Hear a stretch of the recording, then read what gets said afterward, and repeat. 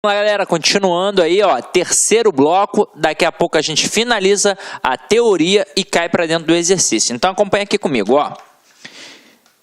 A gente tinha chegado até aqui esse momento, ó, vírgula e a conjunção E. Quando isso acontece, você provavelmente já deve estar ligado que não tem vírgula, quando o E indica soma. E aí, vamos lá. A moça veio à festa e logo se foi. Então, este E, ele está marcando o quê? Soma. E o sujeito das duas orações é o mesmo. Então, aqui no caso, não tem vírgula de jeito nenhum, por assinalar soma e por ter o mesmo sujeito nas duas orações. Agora, quando eu digo a moça veio à festa e o marido ficou em casa, reparem que este E, ele também indica soma. Só que é o seguinte, as orações possuem sujeitos diferentes. Em uma, o núcleo é moça. Na outra, o núcleo é marido. Quando isso acontecer, nós temos uma vírgula facultativa. Ok? Vírgula facultativa. Então, eu tenho um caso em que não tem soma e eu tenho um caso em que eu tenho a vírgula facultativa. Sidney, tem alguma coisa a mais? Tem algum caso em que eu tenho a vírgula obrigatória ali? Tem, mas não no E que indica a soma, em outro tipo de E. Então, acompanhe aqui comigo alguns exemplos que eu vou apresentar para vocês agora, ó. João trabalha e estuda. João trabalha e Pedro estuda. João estudou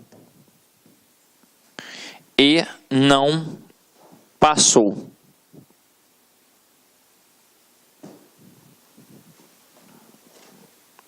Siga este conselho e se dará bem. Então vamos lá. Eu tenho 4 situações aqui em que nós apresentamos o E. O E, ele indica soma nas 2 primeiras sentenças. Então, ó, Pedro, além de trabalhar, perdão, João, além de trabalhar, ele também o quê? Estuda. Então, o sujeito nas 2 orações é o João. Então, quando E indica soma e é o mesmo sujeito nas 2 orações, eu não tenho vírgula, vírgula proibitiva. Agora aqui, João trabalha e Pedro estuda. Opa, quem é que trabalha? O João. Quem é que estuda? O Pedro. Então, esse E, ele também indica soma, mas os sujeitos são diferentes. Então, neste caso aqui, entra uma vírgula facultativa.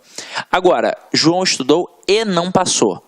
O E que está aqui, ele indica soma? Não, ele indica oposição, adversidade, contraste. É isso que ele indica. Então, ele pode ser substituído pela conjunção mais, pela conjunção porém, pela conjunção todavia. E aí, nesse caso, eu tenho aqui uma vírgula obrigatória. Então, ó, João estudou, mas não passou. João estudou, porém não passou. João estudou e não passou. Então, aqui entra uma vírgula obrigatória, exatamente por não estar marcando a soma. Agora aqui, siga este conselho e se dará bem. Reparem que aqui eu tenho um modo imperativo.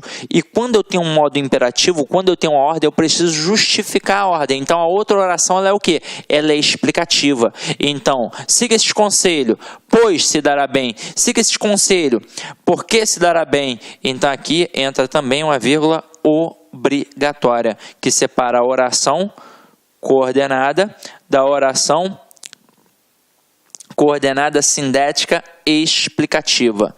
Assim como aqui eu separo a oração coordenada assindética, da oração coordenada sintética adversativa, porque é a mesma vírgula do princípio da enumeração. A vírgula da enumeração não é aquela que isola, que destaca elementos de mesma função? Então, as orações coordenadas, elas são equiparadas, elas têm as mesmas funções. Então, eu coloco a vírgula ali no meio delas. Eu só não coloco quando eu tenho o e que indica a soma ou quando eu tenho o ou que indica a alternância. Venha cá ou perderá a vez. Ali também não tem vírgula. E quando eu coloco o nem também, que também indica a soma, tá? Mas geralmente na prova o camarada coloca o e, porque é o grande calcanhar de Aquiles de muito candidato, ok? Então vamos lá, vamos continuar a nossa brincadeira aqui agora. Então, matei este e de todas as formas e agora a gente vai para o etc. Nossa quarta observação. O negócio é o seguinte, teoricamente, quando eu tenho etc, eu não devo ter a vírgula, porque eu coloco pintamos paredes, vírgula, tetos, pisos, etc. Por que teoricamente? Porque a expressão etc, ela é uma abreviação, na verdade, da expressão latina etc, que significa e entre outros. Então, é como se já tivesse o e. Por isso não tem a vírgula. Então, pintamos paredes, vírgula, tetos, vírgula, e entre outros. Então, é como se não tivesse ali a necessidade de colocar a vírgula. Então, por isso a gente não coloca. Teoricamente é assim. Agora, quando você pega as gramáticas, até para avaliar, até quando o cara diz que não é para colocar, nos textos dos caras tem o quê? A vírgula. E é o seguinte, eu vou até te tranquilizar. Nunca caiu isso numa prova de concurso público. Nunca, nunca. Mas, a título de curiosidade e a título gramatical, teoricamente não deveria ter o quê? A vírgula. Tanto é que quando eu produzo um texto, eu evito a abreviação. E o etc, ele é uma abreviação. Então, o que eu coloco ali ao invés de colocar o etc? Eu coloco entre outros. Beleza? Tranquilo? Então, vamos lá. Como não é muito importante, vamos adiante. Agora, a gente tem que trabalhar a vírgula e o quê? Todos viram que a água acabou e o professor pediu que todos fizessem silêncio. Nessas duas primeiras construções, a gente tem o quê? Conjunção integrante. Todos viram isso. O professor pediu isso. Quando que é uma conjunção integrante, é impossível que tenha vírgula. Até mesmo porque a conjunção integrante, ela encabeça uma oração subordinada substantiva, que pode ter função de sujeito, função de objeto direto, função de complemento nominal. Então, teoricamente, se eu colocasse uma vírgula ali, eu estaria separando o sujeito de um verbo de um complemento exigido por ele, ou então um nome de um complemento exigido por ele. Então, não tem vírgula de jeito nenhum. Nenhum, a não ser que apareça uma estrutura intercalada ali no meio, e não é o caso aqui dessas expressões. Agora, quando este que for um pronome relativo, ele encabeça uma oração subordinada adjetiva. E aí, quando eu tenho uma oração subordinada adjetiva, eu tenho uma divisão. Eu posso ter a oração subordinada adjetiva restritiva, que não tem vírgula, e a oração subordinada adjetiva explicativa, até porque todo termo explicativo na língua portuguesa tem a vírgula. Então, aqui, restrição. Os alunos que foram aprovados não farão prova final. E aí vamos entender por que aqui a gente está fazendo uma restrição. Os alunos que foram aprovados não farão prova final. Isso significa que não são todos os alunos que foram aprovados. Então, quem é que não vai fazer prova final? Apenas aqueles que foram aprovados. Ou seja, tem aluno que não foi aprovado e, consequentemente, vai fazer a prova final. Tranquilo ou não tranquilo? Então, aqui eu tenho uma restrição.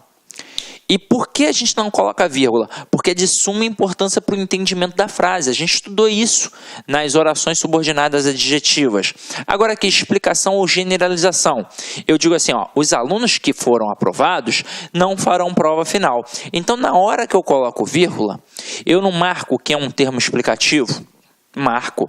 E se é um termo explicativo, não pode ser retirado? Pode. Então, é como se eu pudesse dizer, os alunos não farão prova final. Então, aqui eu tenho uma explicação.